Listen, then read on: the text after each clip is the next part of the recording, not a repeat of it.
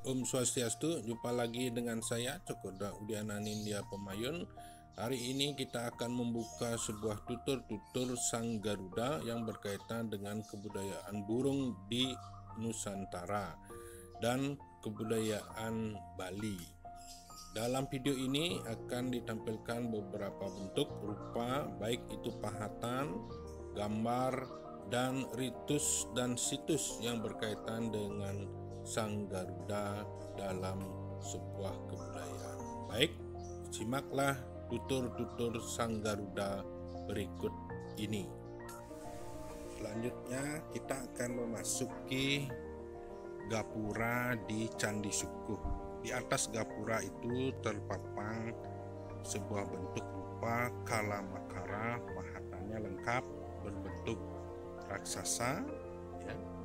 Nah, di sela-sela kalamakara ini di pintu masuk ada di sebelah kanan bentuk motif gat.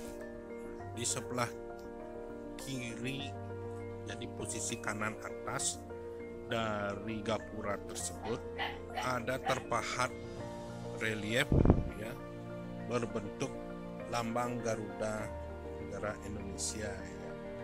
Nah, mirip seperti lambang Garuda. Namun dari sisi bentuk kita lihat, ya, dari sisi kepala itu sepertinya dia meketu, ya, memakai busana meketu, berambut terurai dan memakai anting-anting, ya.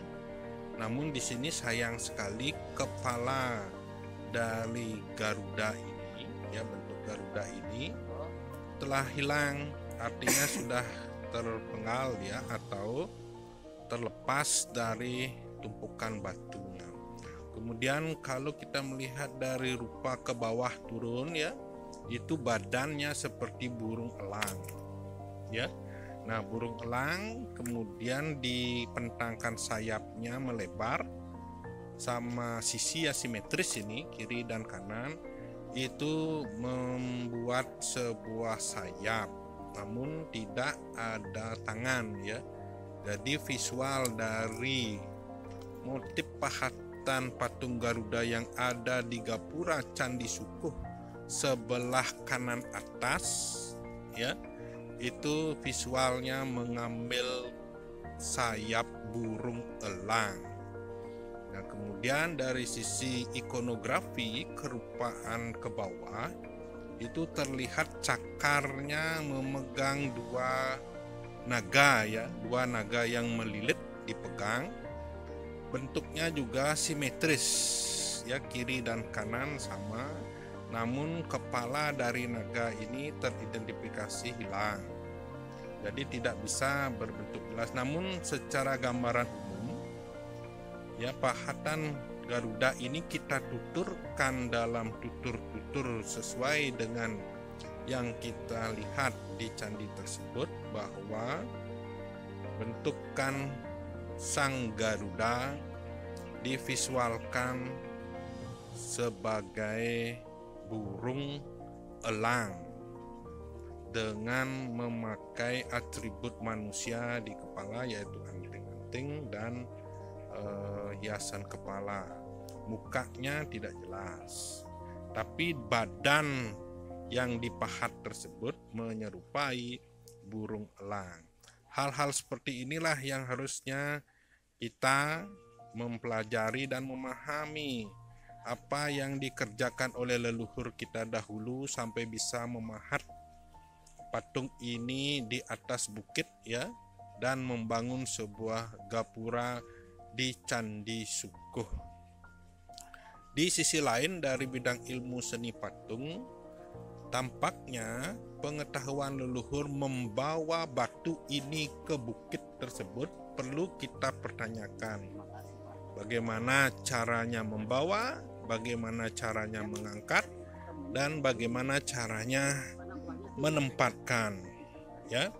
Nah, selanjutnya dari segi proses membuat, ya,